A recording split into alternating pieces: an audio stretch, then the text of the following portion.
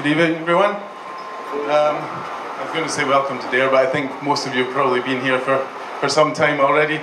But welcome to this evening's talk, and we're really lucky to have Richard come along all the way from, well, I was going to say all the way from California, but it's all the way from Edinburgh, really, today. But I'm sure you're all aware of who Richard is and what his reputation is, his work at Naughty Dog as lead designer there, but he's chosen to turn his back on the industry and put his feet up to join. Absolutely. That's my ambition anyway. I haven't been able to do today. But Richard's now associate professor in the Interactive Media and Games Division at the University of Southern California, an institution that has had a meteoric rise in the area of games over the last few years, full of household names like Richard's. So we're really pleased to be able to welcome you to Dundee, welcome you to Dare, and really look forward to what you got to say. Over to you.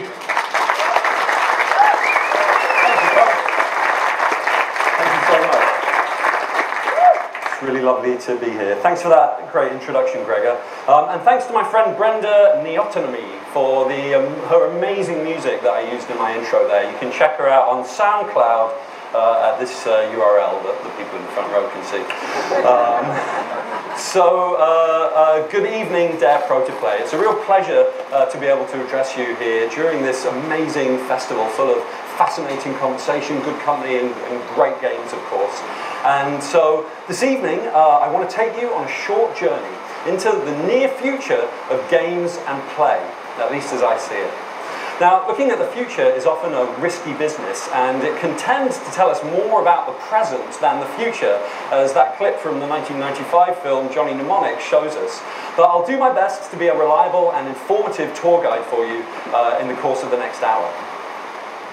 So I've always been fascinated by the future. I was 5 years old when I watched my first episode of Doctor Who, and as the TARDIS hurtled through the time vortex, I was swept up into an adventure in time travel that has consumed me ever since, both on the screen and off of it. We're all time travelers, of course, hurtling into the future as we awaken from our beds into each new tomorrow. And now, every day, it seems like science fiction is becoming science fact. Computer technology has been restoring sight to the blind, and deaf patients having hearing implants now have to decide whether to have a normal human range of hearing or whether to augment their hearing into the range of infrasound enjoyed by dogs and bats. Fully automated driverless cars will be carrying passengers through the public streets of California and Milton Keynes by the end of 2015. And a private venture plans to put colonists on Mars within 10 years as part of a reality TV show. We'll see how that goes.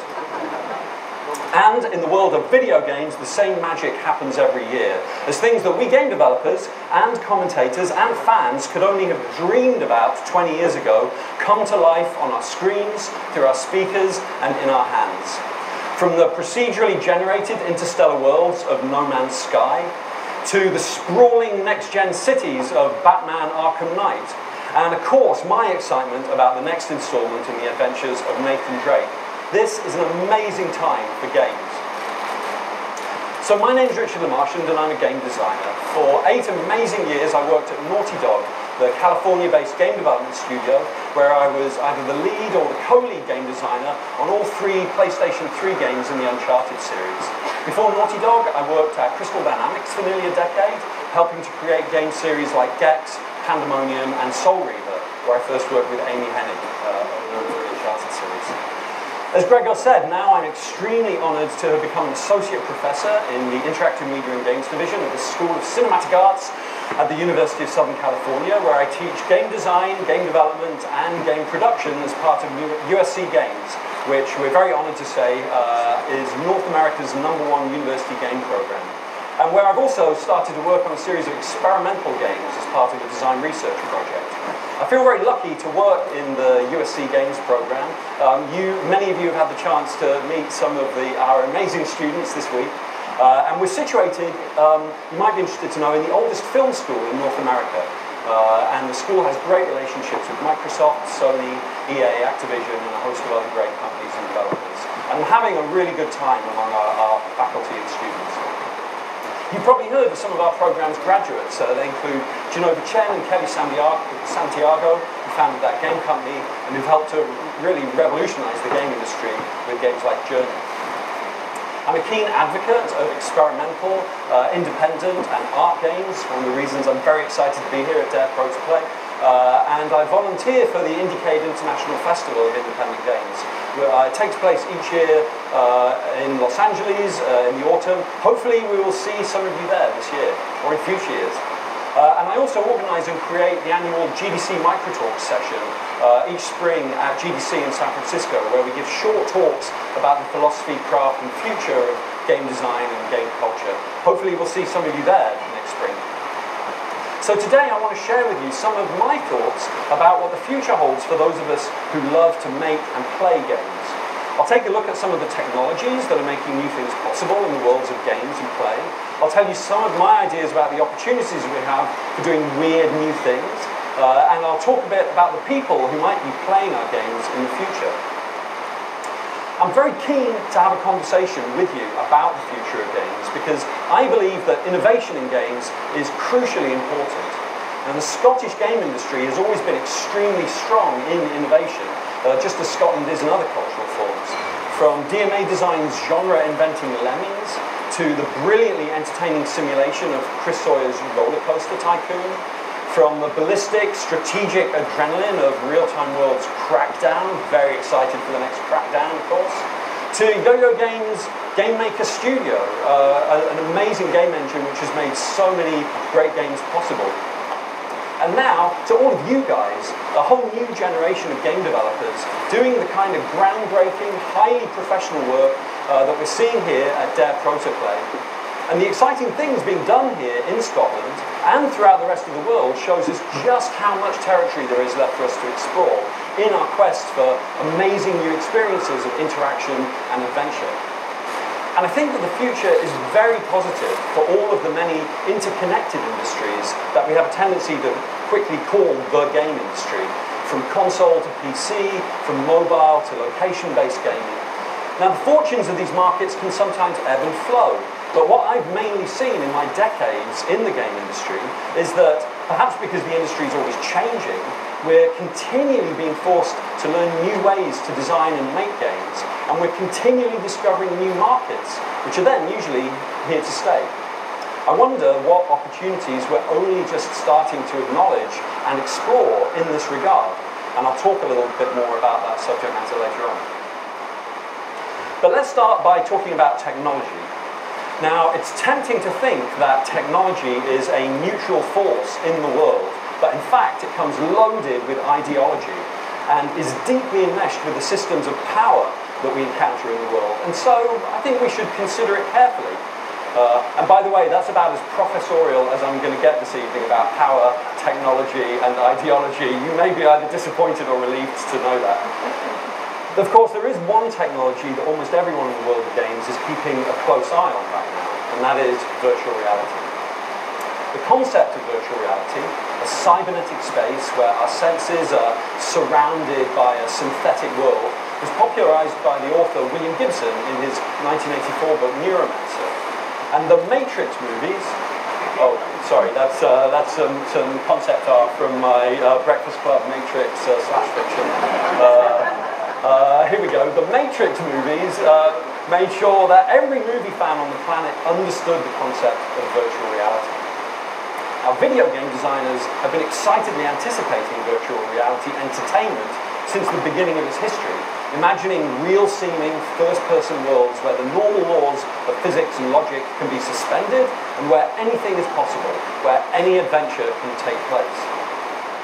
Just as the surrealists of the 20th century, like the great Salvador Dali, were fascinated by dreams and their connection to the unconscious mind and to our secret selves, I think that perhaps we see virtual reality as a gateway to our inner landscapes, which it might very well become, since it's going to make possible new kinds of psychological experiment and new kinds of artistic experience that should help us expose the workings, the hidden workings of our consciousness. Of course, researchers have been working hard to turn these dreams into a reality since the 1980s. But now, with the advent of low-cost, lightweight, high-resolution screens, the age of virtual reality finally seems to be here. My colleague at USC, Professor Mark Bolus, spent decades developing virtual reality technology using screens, lenses, and inertial tracking, some of which provided an early springboard for entrepreneur Palmer Luckey's company, Oculus VR. After launching a hugely successful Kickstarter campaign, Oculus has of course gone from strength to strength, shipping out development kits to eager developers and being purchased earlier this year by Facebook for $2 billion US. Now, Facebook say that Oculus will change the way that we work, play, and communicate. I'm sure you're as curious as I am about what they have in mind for virtual reality.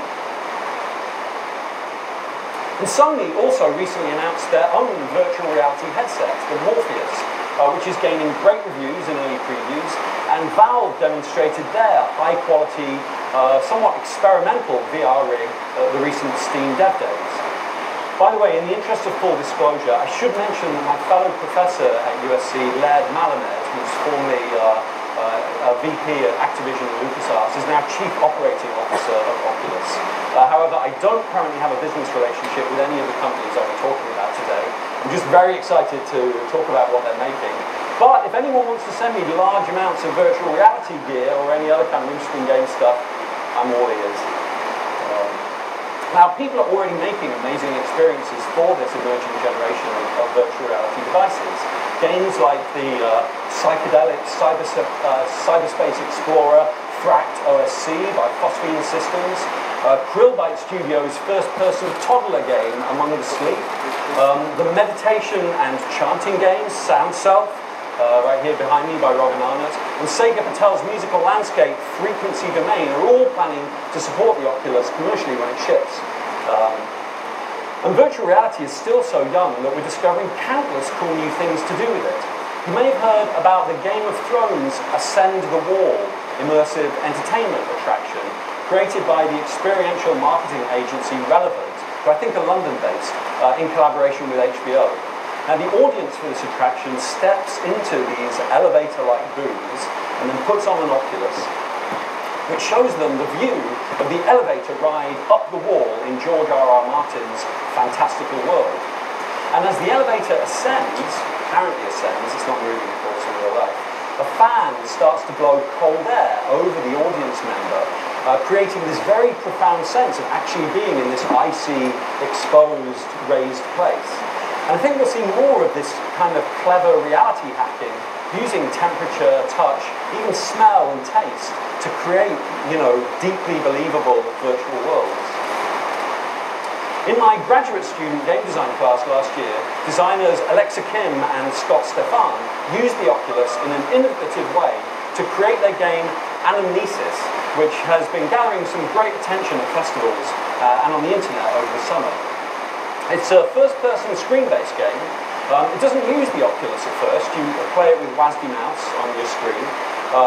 And you explore this apartment complex in the aftermath of a deadly influenza epidemic in downtown Los Angeles, discovering clues that tell the story of what happens to the building's inhabitants.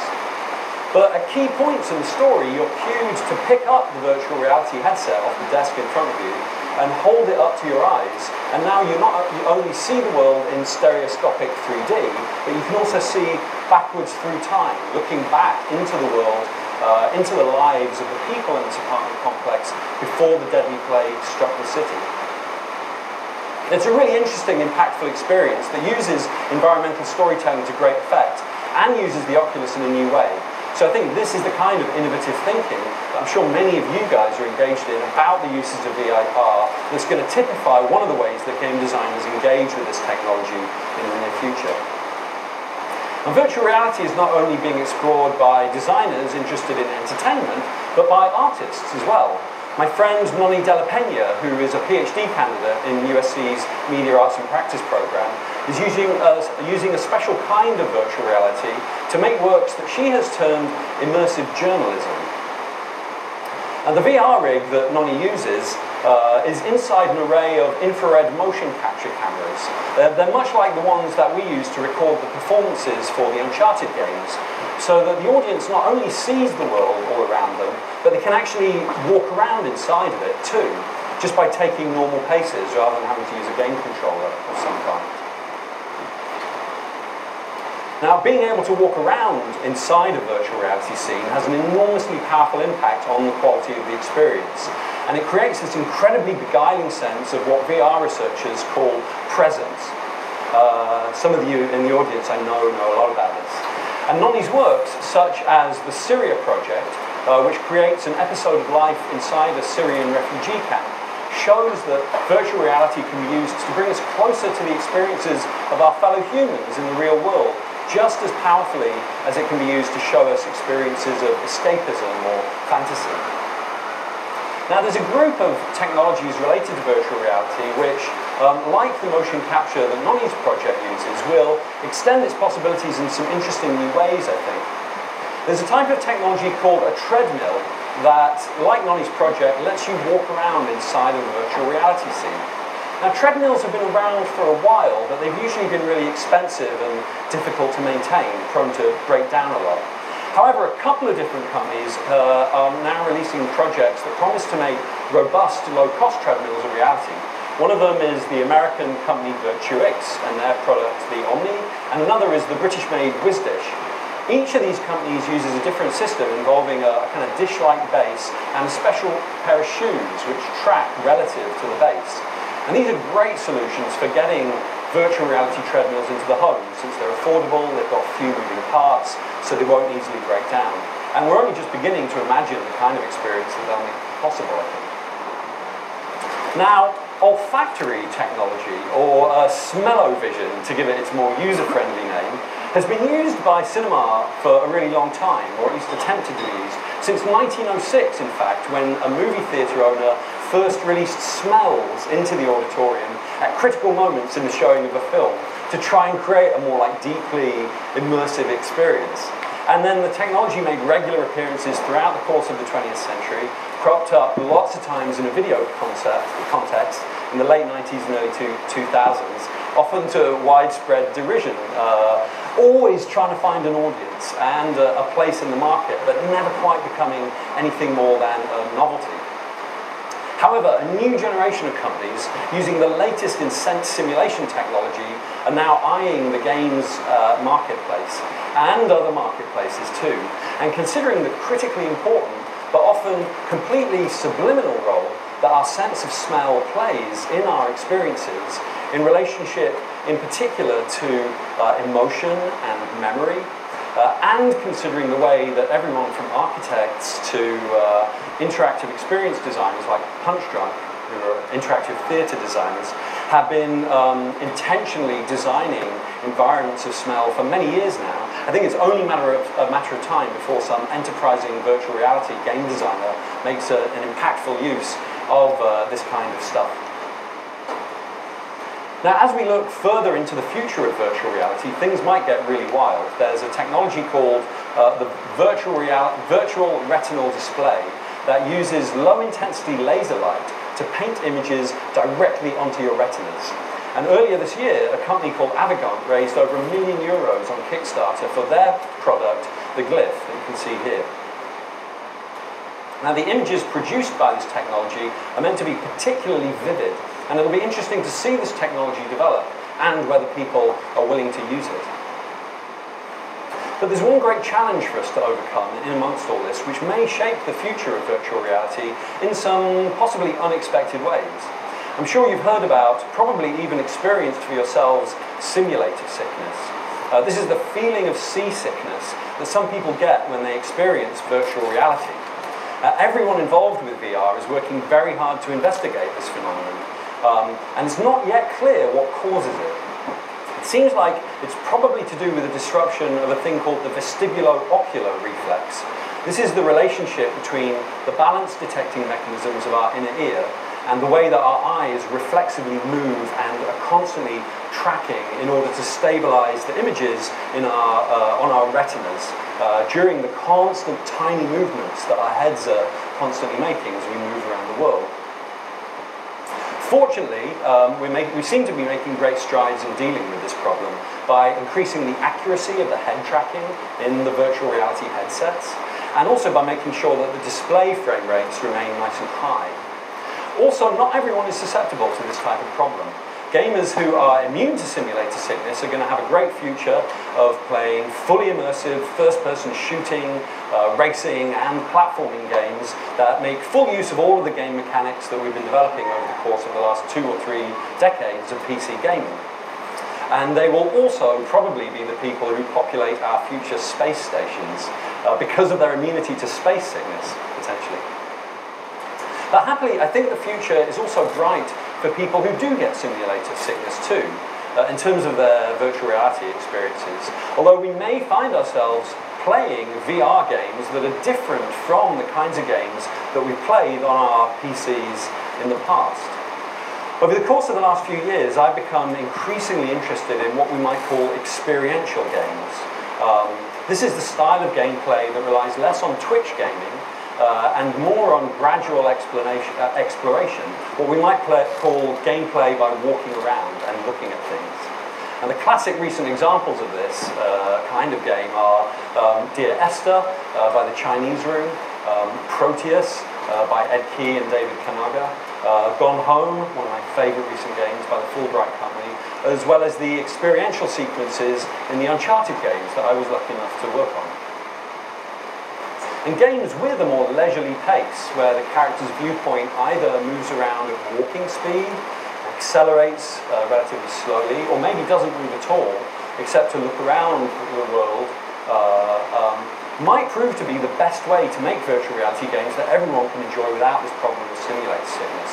I haven't played it yet, but I hear that Co-op's game, Please Don't Space Dog, is a great example of this. I don't know, have any of you played this?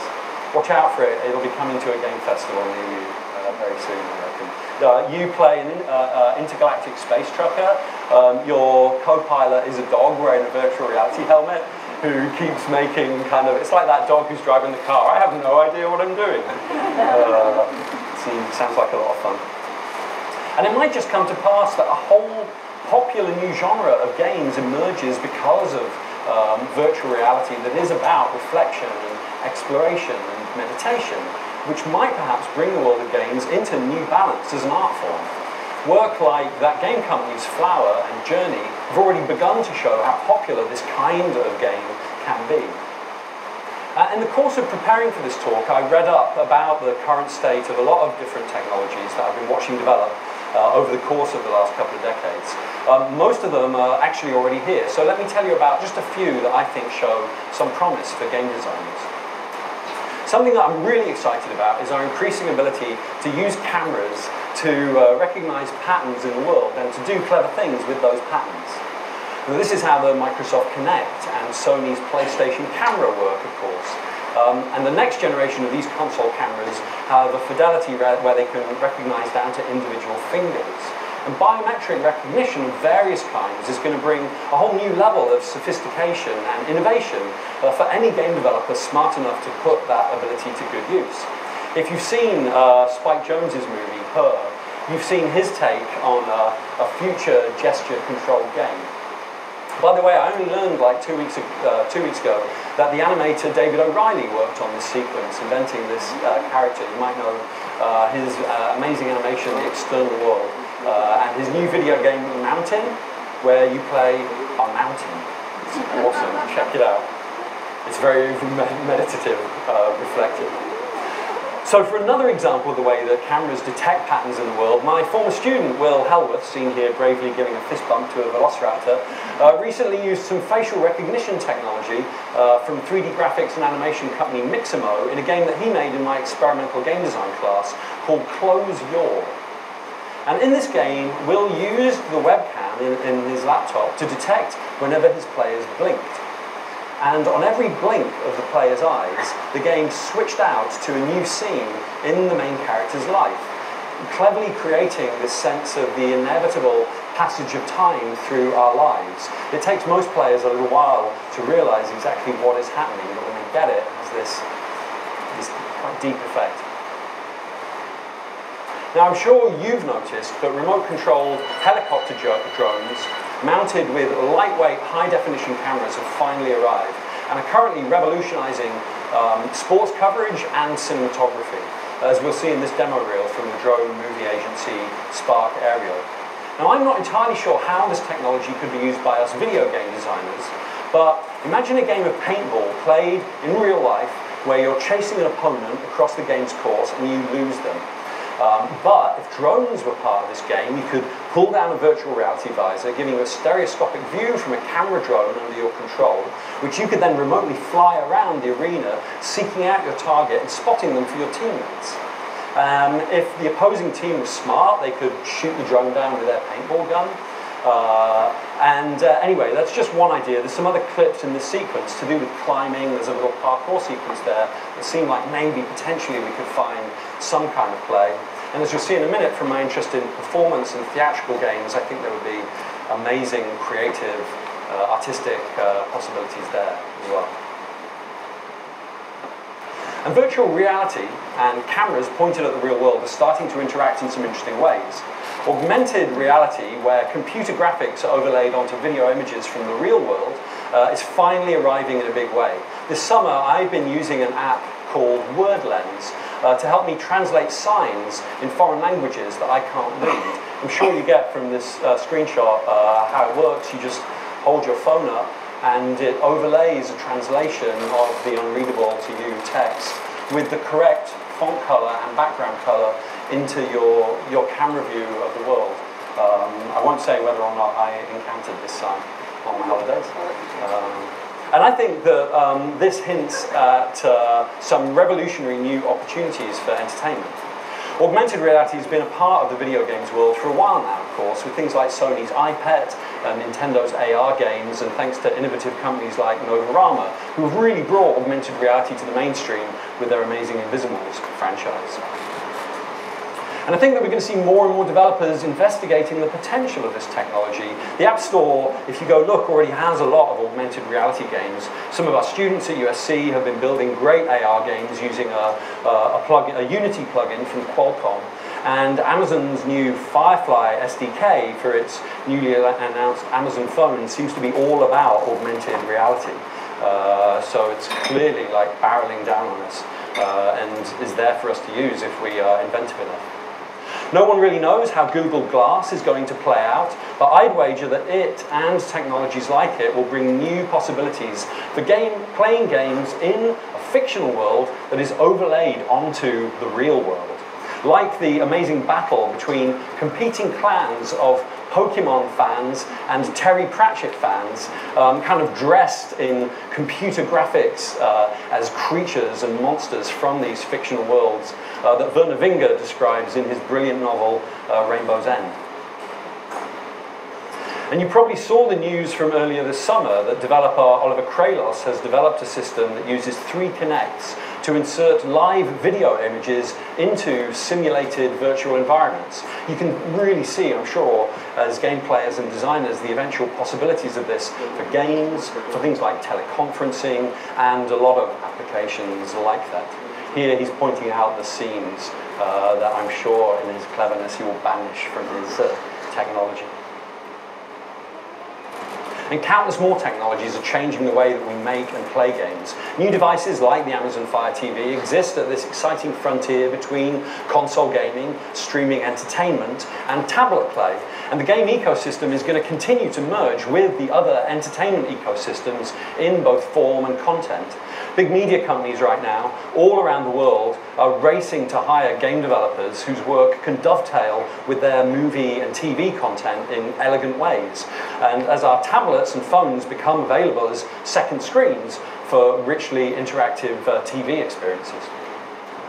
And of course, Nintendo's Wii U has a second screen experience built right into the controller.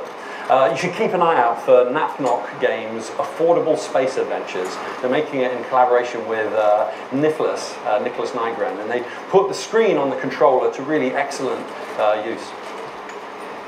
The ideas of wearable computing, the Internet of Things, and app accessories, where our phones and computers can talk to the objects that we use in everyday life and connect them into what we might talk about big data or our social network footprints.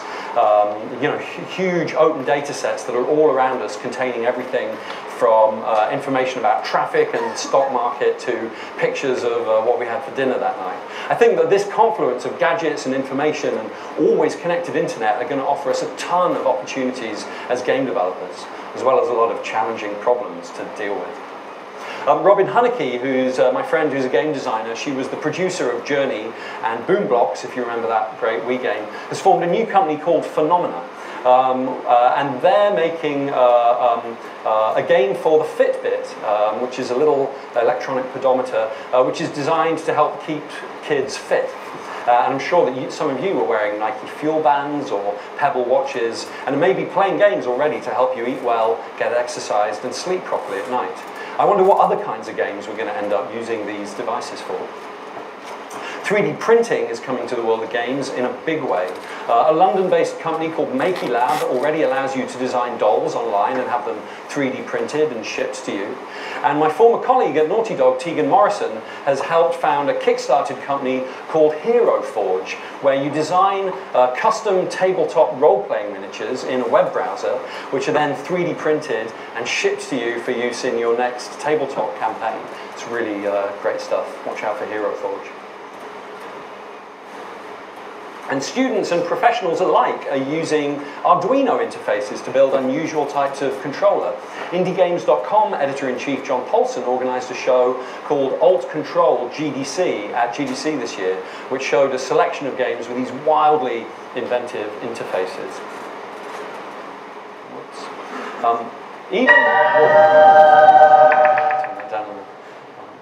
Even high data rate wireless technology is making new kinds of game-like art possible.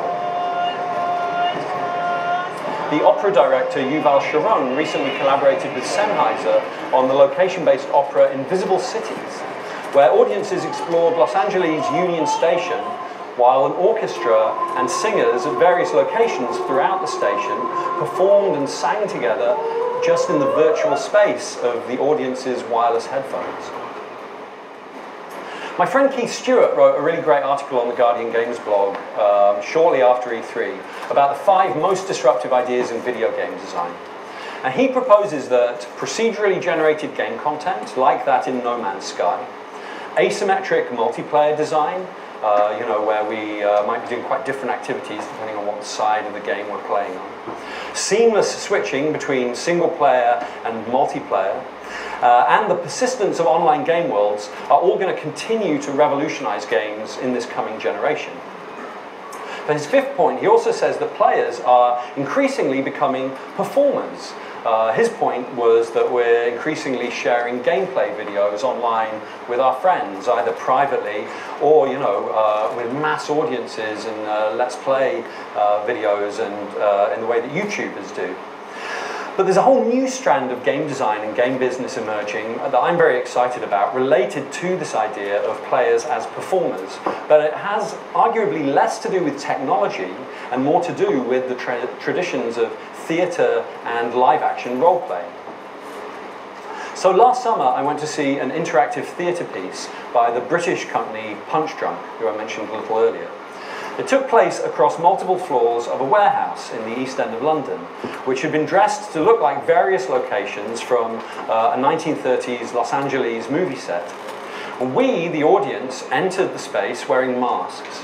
We were forbidden from speaking, but we were encouraged to touch and to explore the space, to open drawers, to pick up objects and to read letters.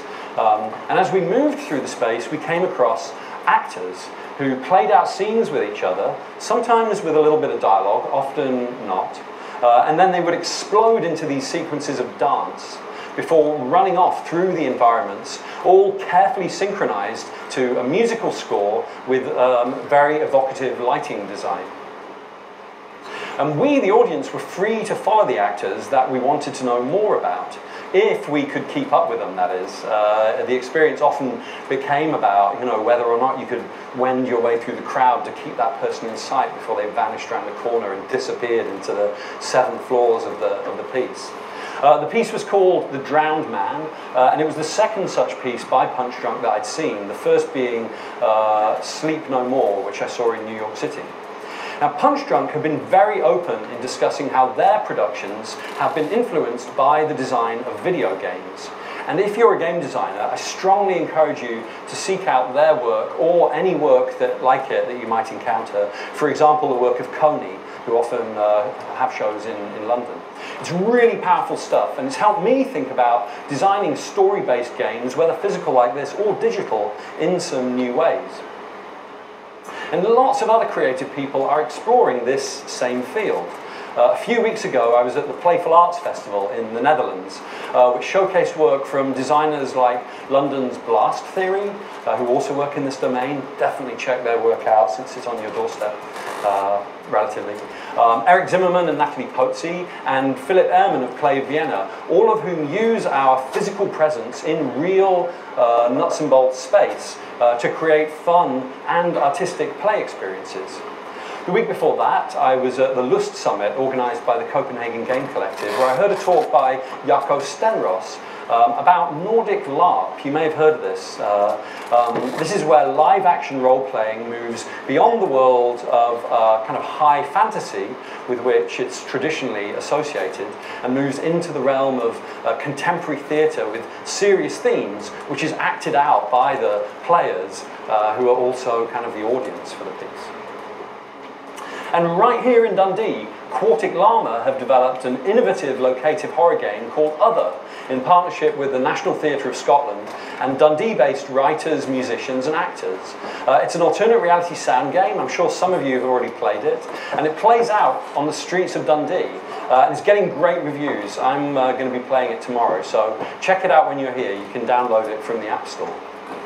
And when I think about how impactful work like this is, with only the use of relatively little technology, and then consider how the mobile, locative, networked technologies that I've been talking about could be used to make these kinds of experiences even more interactive, even more participatory, I get very excited for the future of our form, as video games might bleed out into the physical world. Punch Drunk's productions have also, interestingly and importantly, done very well commercially. And I think that today's audiences, who have grown up playing games, of course, are probably completely ready to make these kinds of theatrical games into viable financial business propositions. So what does the future hold for those of us who design and create games? Well, we've ended up in a really good place as regards our tools, certainly compared to where we were when I first joined the industry more than 2 decades ago. Back then, we had to create nearly all of our tools and our game engines from scratch, of course. All of the great game engines that we have now will continue to grow in terms of their functionality, in terms of their usability, and it'll really be down to us to choose, just like craftspeople down the ages, which is the right tool for the job that we have in mind. At the same time, our tools are also increasing in their complexity, and so a major part of any game developer's life will continue to be the learning of new tools and the skills that are needed to use them, that are required simply to stay current in this ever-changing industry. Now, during the course of the development of the Uncharted games, it became more and more apparent to us that animation was absolutely central to our game design process. I'm sure that those of you in Dare to be Digital have been wrestling with and sometimes swearing at these challenges in the last few weeks. Whenever we had a new idea for a gameplay system on the Uncharted team, or something like a story moment or an action set piece, we immediately had to think about the laundry list of animations that would be needed to make that idea work. Creating world-class animation is enormously time-consuming, and the skills of a really exceptional animator are both hard to find and very expensive to pay for. Motion capture helps, of course, but at the end of the day, you really need a human being in the animation hot seat to make the remarkable, emotionally nuanced, and game mechanically useful animations that really make a contemporary game sing. And the highly complex animation system in a game like Uncharted or Last of Us, which procedurally layers and combines pre-authored animations with input from the player, whilst also reacting to input from the game world around the player character, is the result of an extremely intensive collaboration between animators, programmers, character artists, technical directors, motion capture specialists, game designers, audio engineers, and a load of other talented people.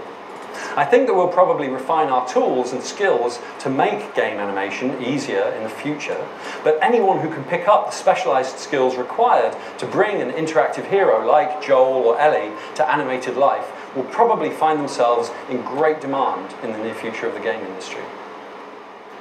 And game physics and game AI really came into their own during the last generation of consoles, as we shifted from mainly faking physics with animation, and we finally had the power to perform physics calculations in real time in a way that made our games look amazing, and which added depth to our play mechanics.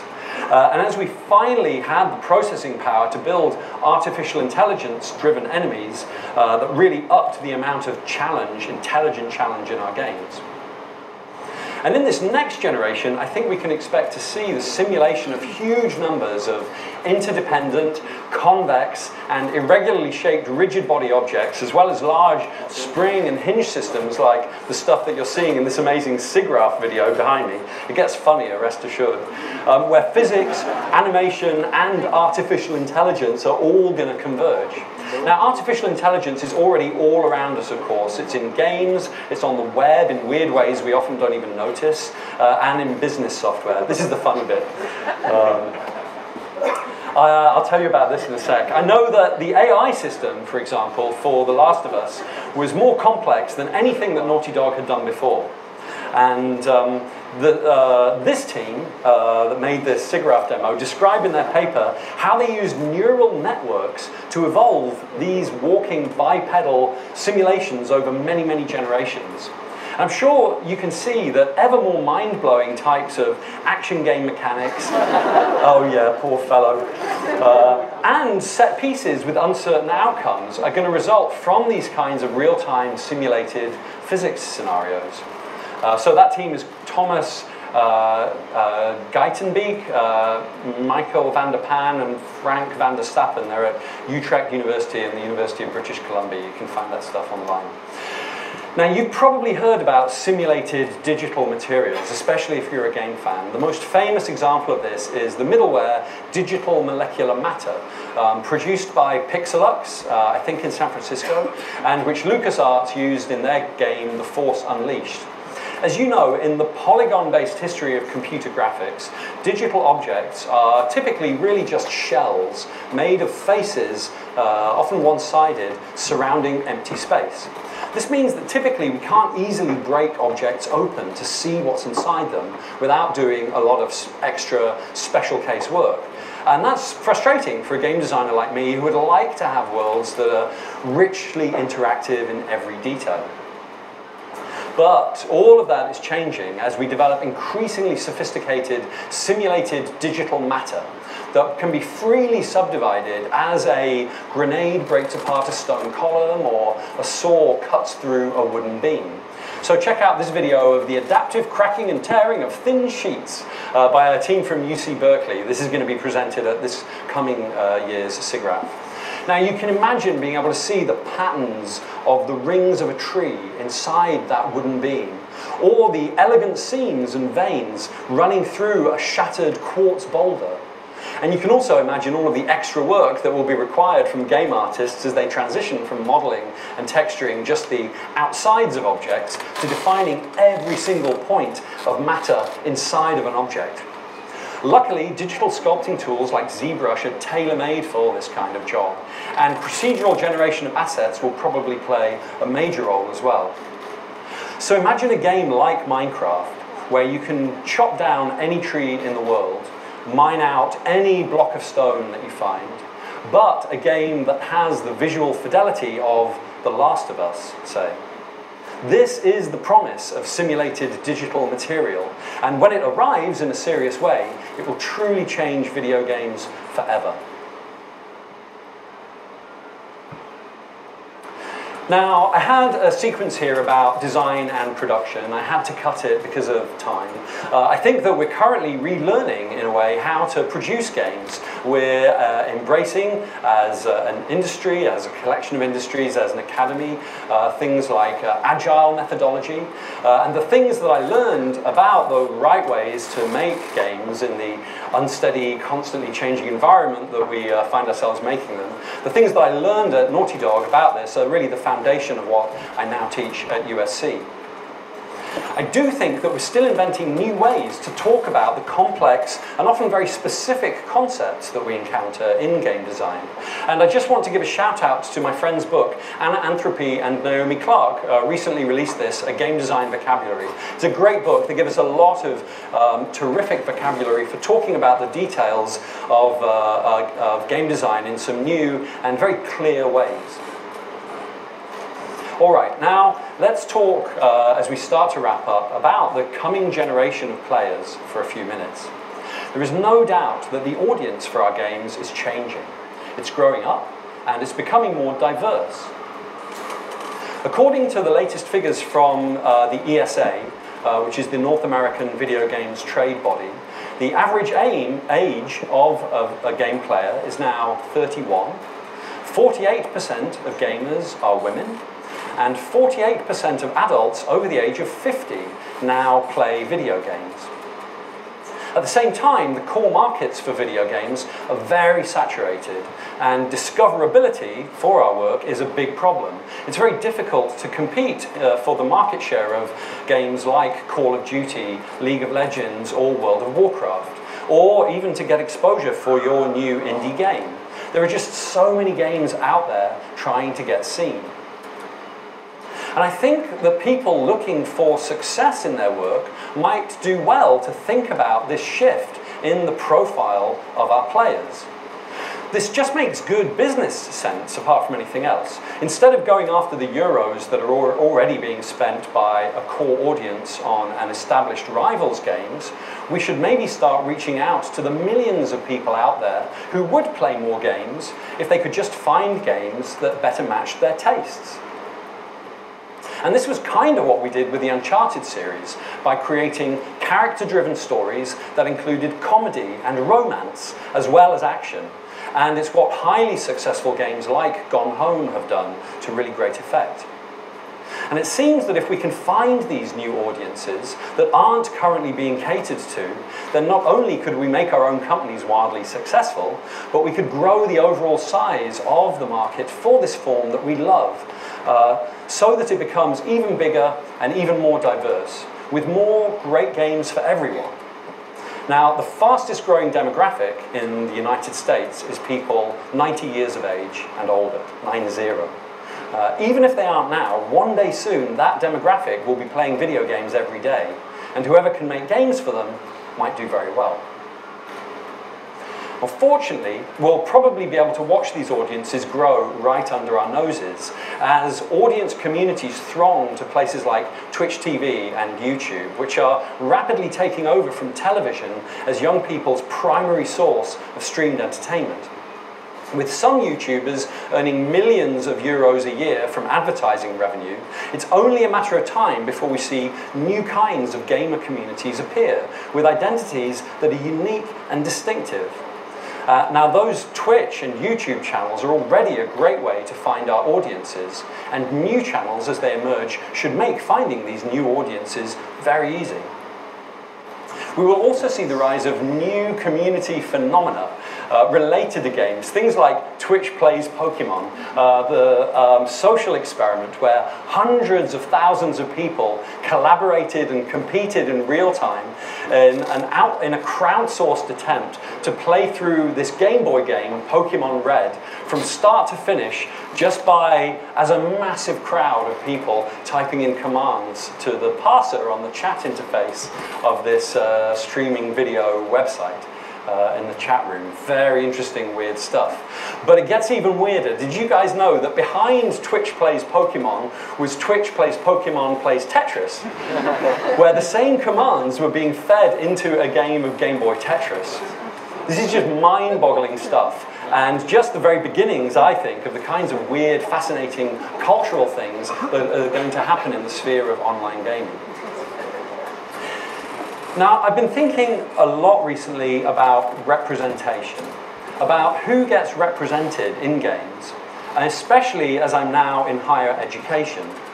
And as someone who loves science, I'll admit to you, disappointed by the relatively low rates of university entry for women in the sciences, computer science in particular. They say that if you can't see it, you can't be it. And I wonder if we showed more women characters in our games and across all forms of media, acting on a more equal footing with men, especially in technical leadership roles, then perhaps fewer teenage girls would move away from the sciences, technology, computer science, and we would all benefit from the wider pool of intelligence and innovation as we tackle the complex challenges that the 21st century and game development offers us. Now, this representation can also extend to people of diverse ethnicities, to older people, to gay people and trans people, all of whom are often either excluded altogether from the stories that we tell in games, or who are only included in a simplistic, stereotyped way. Now, of course, things are already really changing for the better with games like Gone Home. And also, good writing is very difficult in any form. But if we simply stop and think to include a better diversity of characters in our games, but without making their differences the focus of the story, but by just showing well-observed portraits of believably real people going about their real business, then those characters' presences will reinforce the realism of our fictional worlds and make them richer, more recognizable, more entertaining, more artistically meaningful. Of course, the best stories are driven by character and reinforced by detailed observations of character. Every one of us in this room knows people who are way more rich in individuality and idiosyncrasy beyond that which we see in most video games. It's time that we start seeing more people like the people that we know in games. And this is something that all of us can contribute to, I think, by improving our appreciation for writing in games and by improving our own writing. One of my favorite game designers right now is Porpentine, whose famous game Howling Dogs you can see on the screen right here. I think you would like this game. It's about video games. Porpentine is an extraordinary writer. She's a little bit like a meeting between Borges, Irvine Welsh, and William Gibson. And she uses a very accessible hypertext fiction game engine called Twine, which has really been revolutionizing accessibility to game design in recent years and bringing a host of very interesting new voices to games. I definitely recommend that you check out Porpentine's work and everyone else's work who's making Twine games.